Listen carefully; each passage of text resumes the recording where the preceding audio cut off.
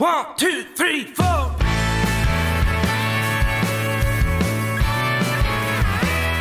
right, welcome back to another episode of Country and Cold Cans. I'm Logan, sitting here with Kyle. We are missing Trucker Andy this week. He will be returning for the next episode that we have in store. We have a song roundup coming for that. Andy is busy, delivering all the goods and services to Americans across the world. So let's cut him some slack, listeners, this week. But be sure to give us 5 stars and a great review. Spotify and Apple Podcasts. Subscribe to the YouTube channel at Cold Cans Country. Follow us on social media. Leave us a voicemail. Link in the description. All right, Kyle. It's the first time I think it's just been you and me. I believe you're correct. So we'll see how this one goes. We have just kind of give everybody the rundown here. We've got a couple of topics we want to go down, but then we're going to close it out with a new segment that would make more sense for it to be just me and Kyle, considering that our good buddy and beloved co-host, but also known 90s country hater, doesn't like 90s country.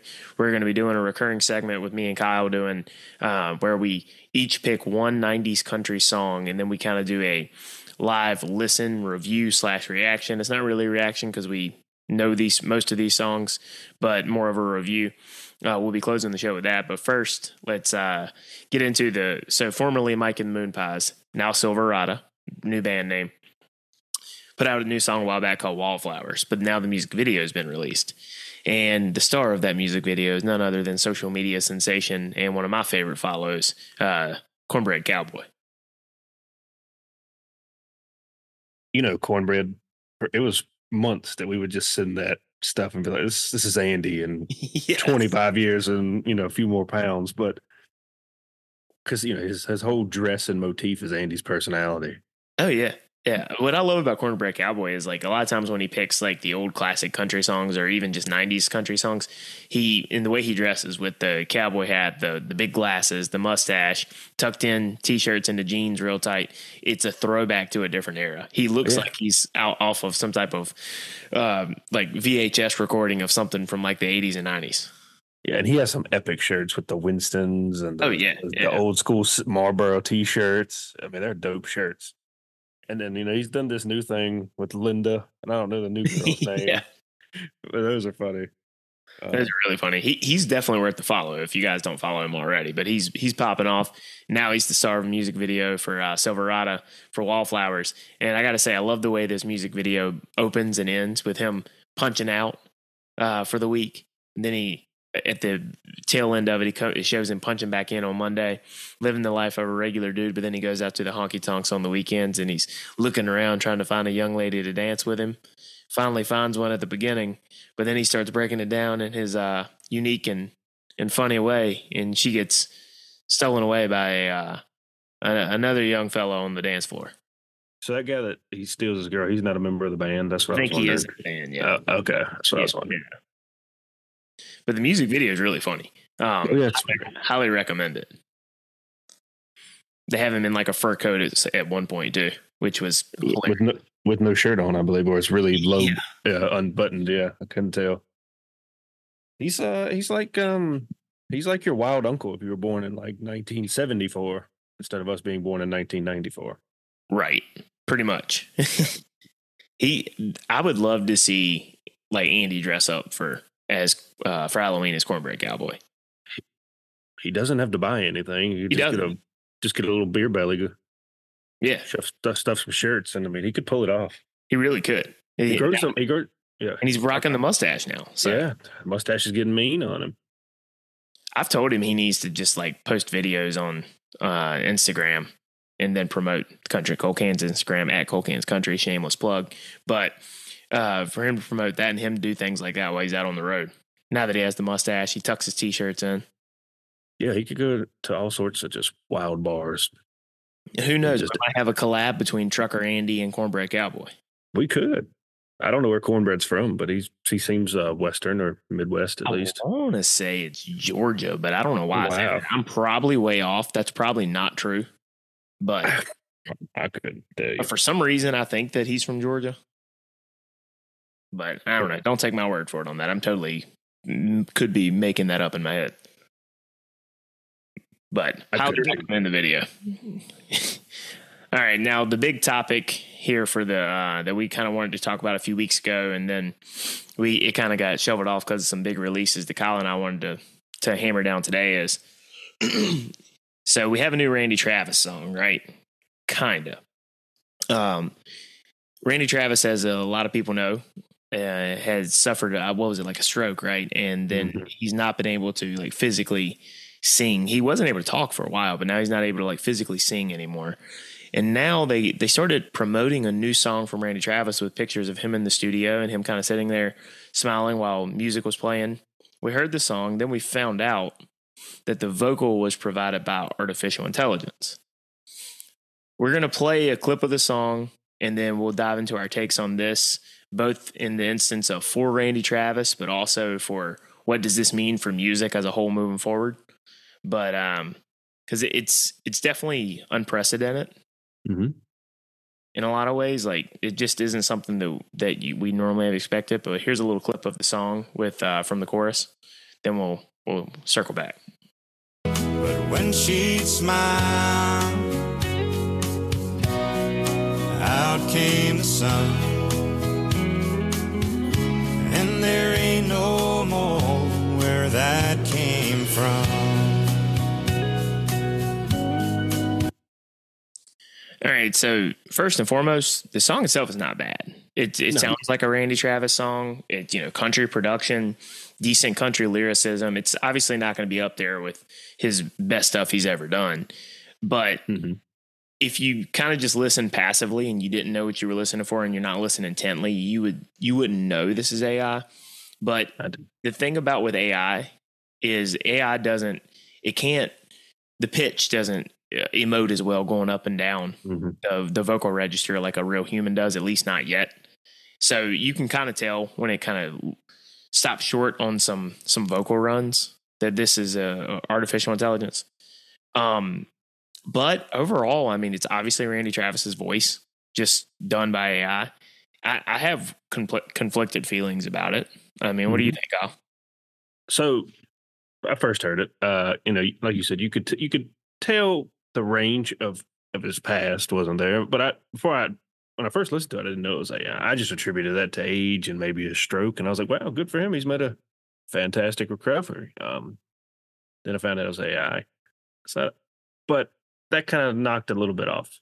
I have two thoughts on this. One happy and one very grim.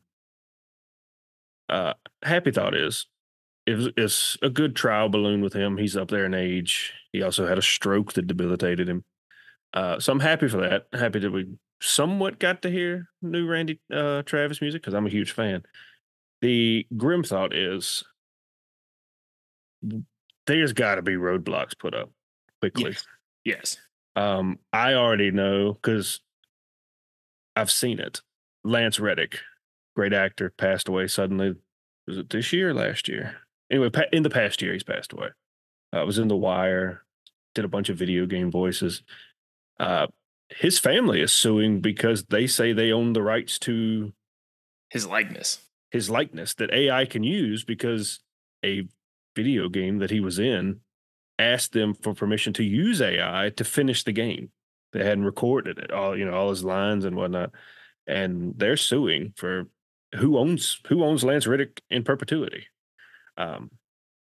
I don't like that aspect of it because people are going to start bootlegging famous artists, and then nothing's real anymore because it's going to get really good really quick. Yes, it is. I mean, we already see a major difference in all AI from even a year ago, 2 years ago. It's starting to be able to draw hands. You used to immediately just look at hands and just be like, yeah, that's fake. Yeah, but so what happens when artists die? Yeah. I think they should. The music should not. It sounds bad to say, but the music should die with them. You shouldn't get new music, right? Posthumously, unless they recorded it, unless it's a unreleased track that hadn't been released. Yeah. So I'm with you on all of that because in this specific instance in a vacuum, I don't have as big of an issue with it because it's Randy Travis signing off on it. He obviously isn't able to sing like he used to. He still would like to be in the studio and be a part of the music creation process. I mean, the man is one of the best country musicians of all time. And he signed off on this. it's cool in the sense that technology affords them this opportunity. Mhm. However, outside of this scenario, I'm right there with you with all those fears, because at what point are they going to just, like, after artists die and after whatever situation of being able to use their vocal without having to pay royalties out to the whoever is in charge of the estate or the family or what have you, how long are they just going to be able to just start doing that? And then that has a trickle down effect. Not only is, like you said, it's not real anymore. All music becomes like EDM, which I loathe. Yes. I loathe computer music. And not only does it become fake, also the issue comes with, we know how the record labels and the music business side looks at things. It's going to hurt artists that are trying to come up and start a career, that are authentic and actually playing the instruments and singing and writing their own songs, because it'll be cheaper for them to take already recognizable legends, put new songs with their vocal on it, and then reap all the financial reward in the streaming era. That's my biggest fear. Like you said, I think there needs to be guardrails and roadblocks for this. I'm not a big fan of AI to begin with, and I have a lot of concerns about it. But within this, like, after hearing that, sounded pretty realistic from Randy Travis. You can, when you really listen with a keen ear, you can tell it's not a real vocal, but it doesn't sound like a robot. You know what I mean? Oh yeah. And at what point where does this keep going to? This the old slippery slope argument, right? Yes. I think that's a real thing here, because I don't want future artists to be held back in favor of just them trying to maximize profits from, Johnny Cash.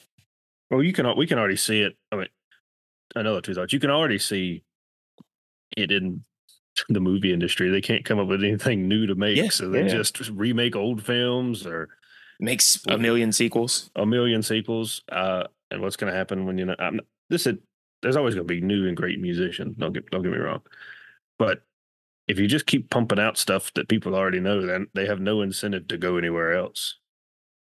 100%. And the other thought I think about is it can't be anybody else. Let's just pick a random person. If Jason Aldean did this, I'm out on him. You're just too lazy to go record. I'm not saying he would do this, but I was just a random person, and first person popped in my head. Are you just too lazy to record? No, we can't do that. No, I'm out. Yeah, I mean, I'm with you on that, because I worry about it just being the replacement for real raw vocals, because it's still, and I don't think that it'll ever fully replace the emotion that is in a truly human recorded vocal, but it will get a lot better to where it sounds almost human. But while this sounded fine in this Randy Travis song, it did lack some of that emotional punch that a real vocal does. It sounded a little flat. It sounded a little bit like it was a computer program, because, I mean, it was. But at the same time, it was realistic enough that if it wasn't circulating the internet that this was AI, there would probably be a lot of people that never would have known. They would have been, oh man, Randy Travis is able to sing again. But I thought it first. Yeah. I mean, and I worry about just the future of music and what does this mean for music? Are they going to just start weeding out? Because they've already experimented with AI with songwriting. Right now, it looks like my 4-year-old niece wrote it, but that'll quickly improve. But I think that as good as AI may ever get, it'll never replace humans, and it'll never be as good as what humans can do in terms of the human element of the emotions that go behind something. And I think it'll be a mistake to go that route, but we all know money is king. And if they can avoid having to pay songwriting royalties to a real person, they can avoid having to pay an artist for a major label deal, and they'd just be able to make use of old vocal or even fake people that have never existed, they will do it, because you follow the money, and that's where it's going to be. And I'm not nearly as concerned with AI as maybe you and Carter are. I think it's great for supplementing just menial task. It can automate a lot of just menial, like 9-to-5 work, white collar work, but it can't when it comes to like data entry and running reports on thousands of lines of just random information that it would take a human 3 weeks to read and process. It will. And now it will replace a lot of people's jobs. And I don't mean just data entry jobs, because I'm talking about like a lot of production work is going to be replaced. And I know of real life stories already that people with low level production work, they've replaced almost entire departments and condensed it down. They call it job consolidation, condensed it down to one person using AI and just being able to take AI generated stuff and use that instead of a department that used to have like 5 to 10 people. So that is a problem. But my pushback on this is AI can only do what it sees. It can't create yet. At least. That's not true anymore. One of the founders of AI has already talked about it that AI is now sentient. It can create now. If you take all its base knowledge away, it doesn't know anything. If you do, but they're not going to do that. That's the problem. You're right. Yeah, it's only going off other humans' work. Yes. If you just took all of its base knowledge away, or the internet away from it, you couldn't tell it to write a song that sounded like Randy Travis. It wouldn't know who Randy Travis is. Agree. But the problem is no one's going to do that. I think people are going to push back. They are, but the problem is you can't control worldwide. Even if there was a massive grassroots uprising in America and people work to enact legislation for regulation, it doesn't actually affect but so much because it only would affect America. It doesn't affect the globe. And then there are going to be people that are going to pay in other countries that are not regulating it to do it anyways. So, I mean, you can't put the smoke back in the cigarette at this point. No, but like everything in the world we live in, a lot of that regulation is caught up in the culture war because the people that are going to get hit, I think hardest, are just the press release journalist, if you will. Or like BuzzFeed already replaced some of their staff writers with AI. SI did. Yeah.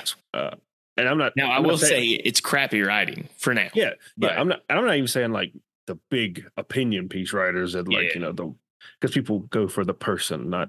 But sure. If you can automate just this is what the White House press release said, and you just rewrite it. Or just like a BuzzFeed list about dumb crap that no one cares about. Right. Which is their whole motif. Yeah, and a lot of those, and we're not that long ago from a lot of those people telling the coal miners in West Virginia they had a coal code. The irony. Yeah. So, like I said, a lot of that is caught up in the culture war. Where 10 years ago, the blue collar side was on the shoe was on the other foot with technology and automation advancing.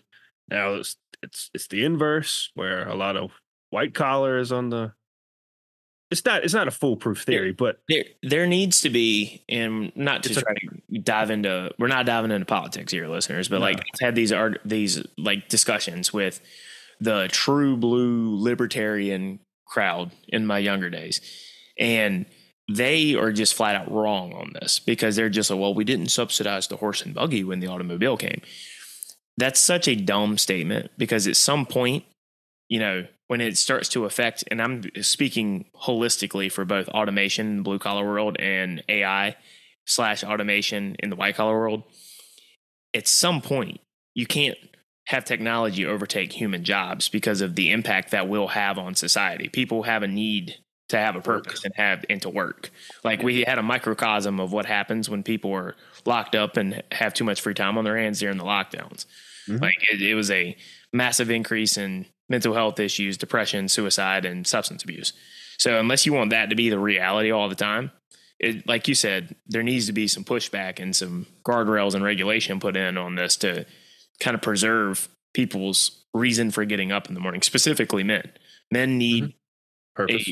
A purpose, and a lot of times that is fulfilled through their occupation. Mm-hmm. Yeah.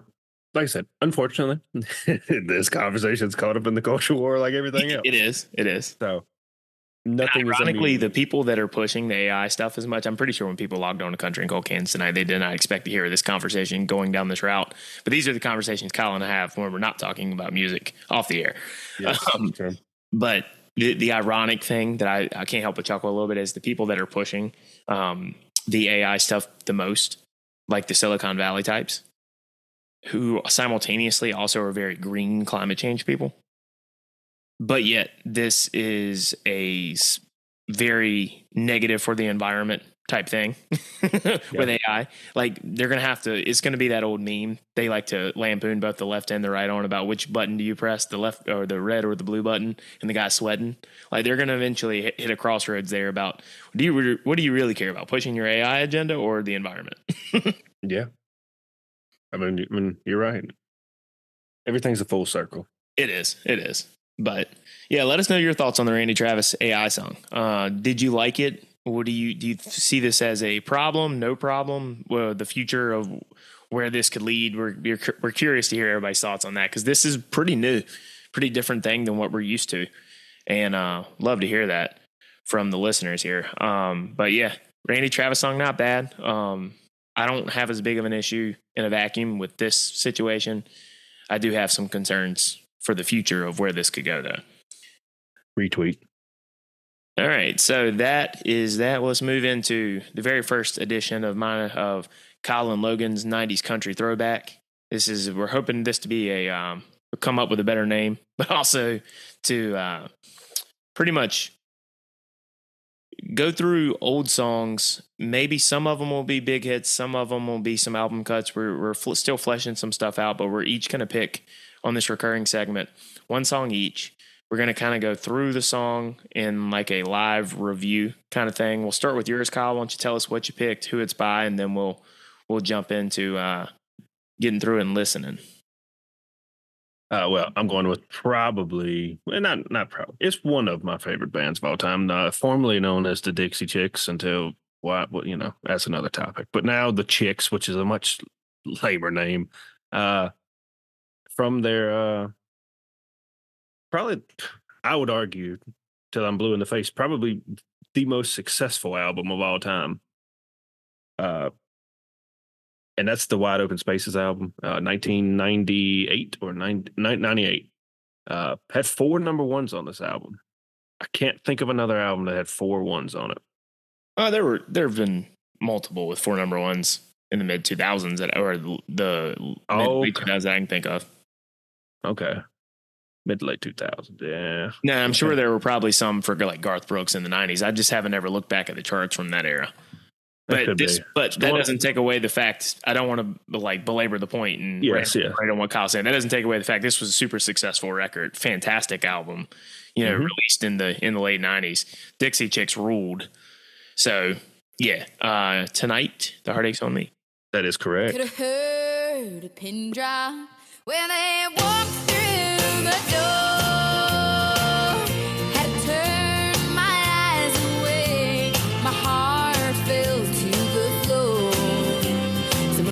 The first thing I do want to say is like, I love how much fiddle is in this and how high it is in the mix. There's a lot of songs on this album that have a lot of fiddle. Yeah, that's fantastic. But they slap. This song is hardcore too, because yeah. Whispered, where's your halo?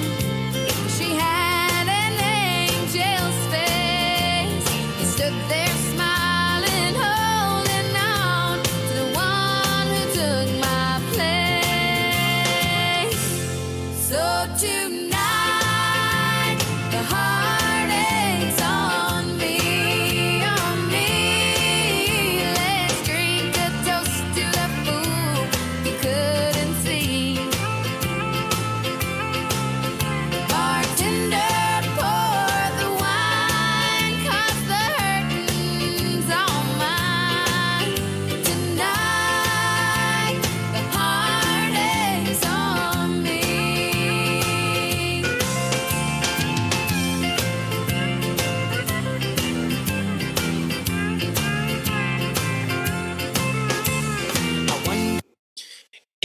The one thing I've always loved about the Dixie Chicks, especially this era, is just how traditionally country they were on a lot of these songs.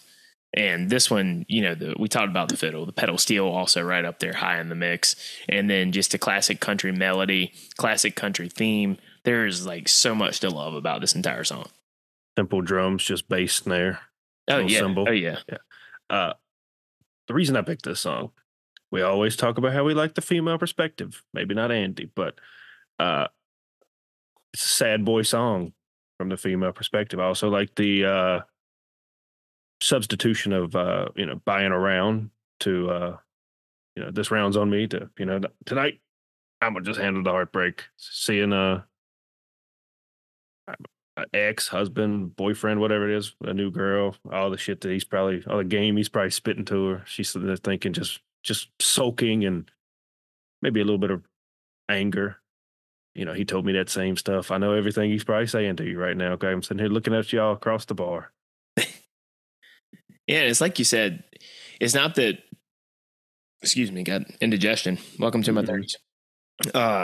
It's not that women can't do these songs. It's just that traditionally they haven't done as many of them. Mm-hmm. And I that was the first kind of thought I had too, is like, this is a subject matter, and like the narrator being in her position of kind of seeing things going wrong. And then tonight, again, the hook of the song, Tonight's the Heartache's on Me. It's like what we always say. We love it when women do those songs that people think are traditionally done in the way of like the male perspective. So I like that a lot about this one. And the one last thing I'll say is on the female perspective. A lot of times men sad boy songs, they're just kind of sulking, and I'm gonna just sit here and I'm gonna just be sad. This one's also a little vindictive because not in all cases, but women are very mean to each other. A lot meaner than guys are. Yeah. And not accurate. Yeah. And she's already sitting there thinking how this girl just has no idea he's just gonna dump her as soon as a new wears off. He'll go find something new, some new thing. And I mean, like I said, I appreciate that being, they're a girl band. Is that what we call them? But anyway, it's just a great perspective from a female point of view. I agree. And like I said, this was a fantastic album. Good selection from it too. It's probably not even one, obviously it was a hit, but it's not one that in hindsight people always go back to from that record. But it's a fantastic song. We did verse chorus. We're trying to still experiment with what YouTube allows us to get away with. I know we're reviewing the song, so we should be covered under fair use. But if we figure out we can do more in the future, we will. But definitely, I like that pick, Kyle. Dixie Chicks from Wide Open Spaces in 98. Tonight, the Heartache's on Me. I will say it's funny that you picked a sad song about something not working out for our first edition of our 90s throwback segment, because I feel like I did the same thing. Mine's from 1994. It's the title track from Tracy Lawrence's record. It's I See It Now. I love Tracy Lawrence. We'll get into the beginning part, and then we'll give our thoughts. Got the music video playing for those that can't see. This one's done like an old Western thing, and then a building just blew up. I love those 90s CGIs. I do too. Like so cheesy and bad. It is, man. That's the charm of 90s country music, though. There's an element of cheese. That nostalgia. This is a featured dance. Once again, Tracy Lawrence and the Little E's.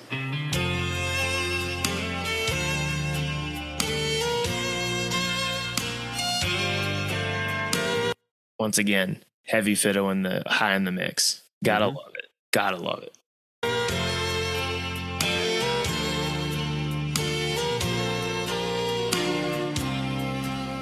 It's good to see your face again. It's been a while. How am I doing? Well, I get by somehow.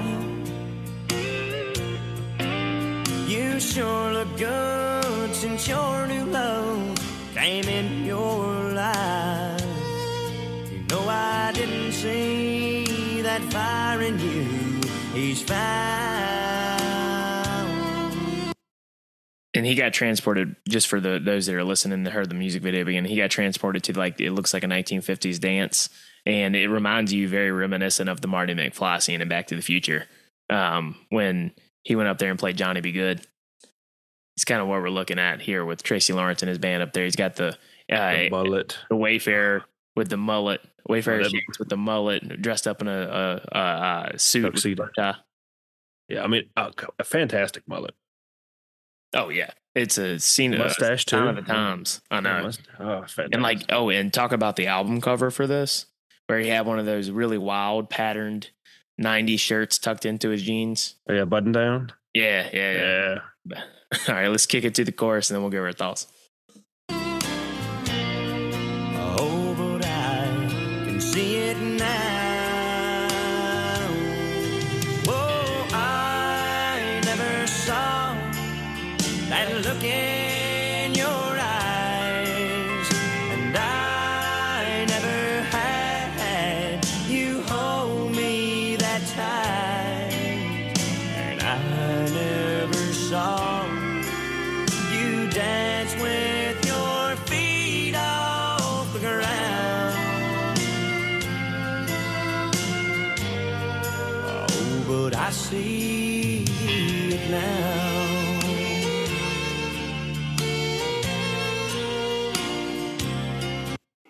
First off, I got to say, Tracy Lawrence is one of my favorite vocalists in country music history. And that mid to late 90s output, I used to have that stuff on repeat in high school, man. I love some Tracy Lawrence.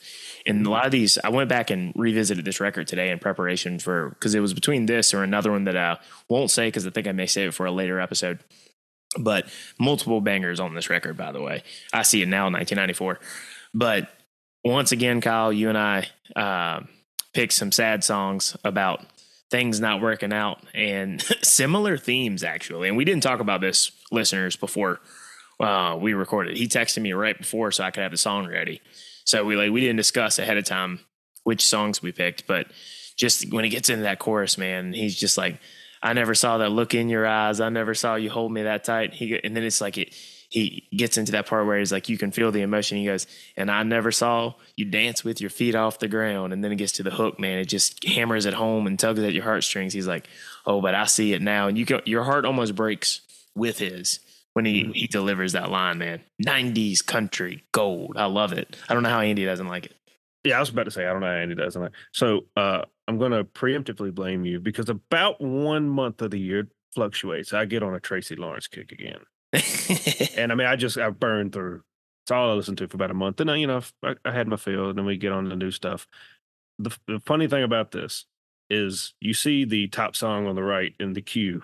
Oh, on yeah. your screen. That was good. That was going to be the song I was going to pick. Oh, dude, if you had picked that when we both had not talked about it and picked the Tracy Lawrence song. I almost picked that. I love that song. What is your favorite Tracy Lawrence song? Ooh, that's so tough. It changes by the day. Right now, I would probably say it's Texas Tornado. It's a good one. I like If I Don't Make It Back. Yeah, it's a good one too. That's a fantastic. That's probably my favorite one. An underrated one is if the world had a front porch. Oh, it is, yeah. But dude, my mind's blanking. It's one that I used to love when I was a kid. Time Marches On. That's fantastic. Is an absolute banger of a song. If I Make It Back, always makes me want to speed. Yeah. I mean, just way too much. Dude, Tracy Lawrence was so good, dude. We're gonna have to find time to do like a throwback full on album review for some of this stuff. But Tracy Lawrence was so good. He is 1B for me on favorite from the 90s. Yeah, it's Ronnie. You can. I mean, nobody can top Ronnie Dunn. Oh, talking about vocalists. I got you. Yeah, vocalist. Yeah, nobody can top Ronnie Dunn. But Tracy's 1B. And that's not a knock. I mean, I think Ronnie Dunn's probably one of the best male vocalists of all time. Oh yeah. And that I'm just trying to think if there's a Tracy Lawrence song I don't like. Do you like the Find Out Who Your Friends Are, the original, or the remix or remake, whatever they make it? So I like the one where it's just him better. Yeah. But I don't dislike the one where he had like the other country stars on the song with him. But I do think it's a better song when it's just him. Yeah, I think I'd agree with that. Yeah, dude, this song in particular, though, I See It Now. I had made up my mind. I was picking the other one that I'm saving for another episode. But then I saw the title track and I was like, oh man, I love that song. Then I clicked on that one to listen to that one after my original pick. And I was like, okay, this is going to be it for the first edition. I mean, it's just, who hasn't sat there and felt those emotions? It's such a real thing where it's like you were with somebody, you couldn't make them happy. You were all in, they weren't. And then now, Classic Art Carter and I have talked about this, how there have been people that have said, oh, I don't want to be in a serious relationship right now. And then immediately after they're in a serious relationship, that's kind of what he experienced in this song. He's like, it didn't work out. It's not going to work out between us. I'm just not feeling it. And then he sees her like madly in love and like she's basically floating. And it's just like he's sitting there like, dang, I hadn't seen you like this before, but now I see it, but it's in the arms of another. You know, the inverse of that for women, they're just like, if he wanted to, he would have married you. And then 4 months later, he's engaged. That's the inverse for women. This song to me is when I get those wild hairs up at my ass and I'm like, I'm going to rearrange the garage. And it's about 11:30 at night. And this song is way too loud for my neighborhood. And let's just call a spade a spade. I'm a little drunk and it's gotten a little too loud. And this is when I get fussed at. You turn that shit down. First off, it ain't shit, but I turn it down. I think I have been drunk in the garage to this song. You can't go wrong with playing some 90s Tracy Lawrence. You know the meme with the monkey with the beer? Yeah. And like sitting in the chair? They've got like some song blaring. It's like them garage beers at 2 a.m. Yeah, that's me with this. Yeah, dude, this is one of those. This record in particular, the I See You Now record from 1994, was one of my favorites. Like, it wasn't like it was my favorite in 94 because I was born that year, but it was my favorite growing up. Like, I listened to it a lot, driving in my old 1990 F-150 in high school. Tracy Lawrence, I See It Now was my first pick. Let us know what songs from the 90s, what songs you guys like. Leave us a voicemail, send us a message, a DM on one of our socials if something you maybe want us to cover. Because if you guys give us some recommendations, what we can do next time we run this segment is I'll pick one, Kyle pick one, then we'll do a listener pick of a 90s song you guys like. So just send us a DM, leave us a voicemail of something that you want to hear us talk about from the 90s. Because me and Kyle had talked about doing this a while back, and we felt like no time like the present with Trucker Andy MIA this week. We can make him listen to 2 songs a week. Yeah, we'll make him listen to 2 songs a week and then get his takes on the end, whether or not he liked them. He won't, but he probably won't. Just to torture him in some. Unless it's Alan Jackson, he does like Alan Jackson. Yeah. He likes some George Strait, but yeah. Yeah, leave us 5 stars, great review, Spotify, Apple Podcasts, subscribe to the YouTube. Check out the website, coldcanshatco.com for hats and t-shirts. Leave us a voicemail. We'd love to hear from you. Any music recommendations you want to hear us talk about, hit us there. We'll respond to you next week. All right. Well, this episode of Country and Cold Cans, I'm Logan, sitting here with Kyle without Trucker Andy. See you next time. Take care, guys.